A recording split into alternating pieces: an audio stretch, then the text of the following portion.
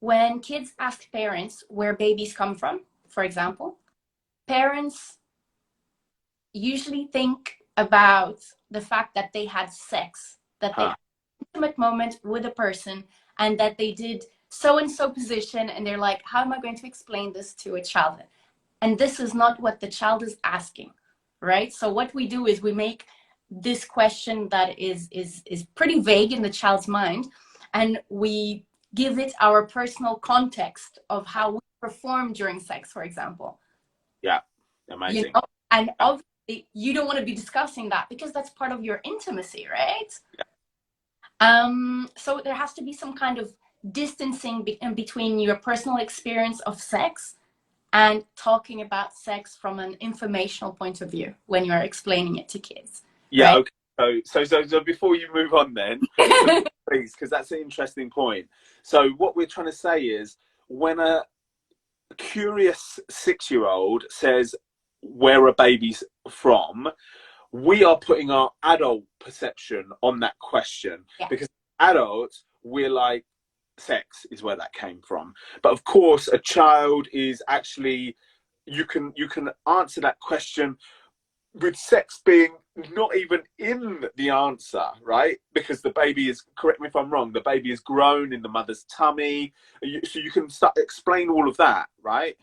Well, yeah, my advice to when kids ask any questions is that you the first thing you do is that you ask the question back at them. What do Okay. you think about this? Where do you think babies come from? So that you one have time to think about what you're going to say. Yeah. You know, we're Yeah. human, and this is the Yeah. human interaction. Yeah. And it's okay that you feel awkward and that you're taken back by this. And a lot of the times, kids ask these questions in a public space, in a moment where parents are not really, expecting, right? So you stop, you ask, what do you think? It gives you time to pause, Yeah. repose, Yeah. and Nice. and also it gives you a baseline of their understanding of what's happening, right? Okay. So there you get an idea of what your kid knows, what kind of information you need to add, and what kind of misinformation you need to correct. The, Fantastic. yeah. The other thing is kids want to know the emotional response as well. So where do babies come from? They want to know where they come from. Where did Oh, I come from? okay. And so here I would say you give the explanation depending on the age of, it. For example, parents try to get away from the sex question by saying, you grew inside mommy's tummy, right? And so, for some kids, that will be enough. For others, they will turn around and be like, how did I get there? Yes. You know? Yeah. And there you talk about how there's the cell in that the man has that then joins. And if there's more questions, you will have to talk about, a penis going inside a vagina. Yeah. Yeah. Um, Okay. but then you also decide how these things are said, right? The other thing you want to say is, when I found out I was pregnant, I was so happy. This is how I felt when I felt you inside me.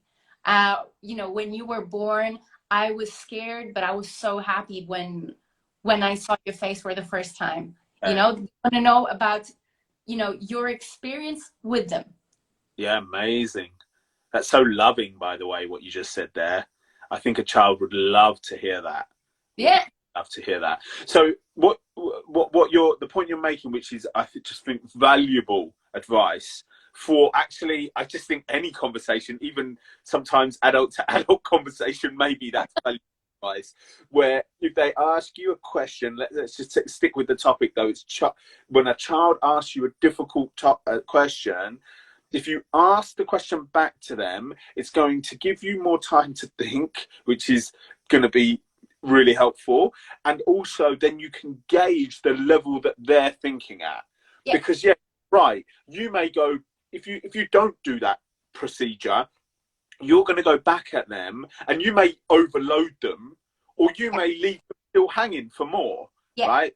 So you can find that, you can judge the level where they're at, and if they're your child, you will also really feel the level that they're at and what they're asking, what they're looking for. Yeah, what they're actually looking for from you. So that's really great. In the end, what you want to do is ask something like, how do you feel about that answer, or what did you understand by it, so that you also gauge whether the child understood what you were saying.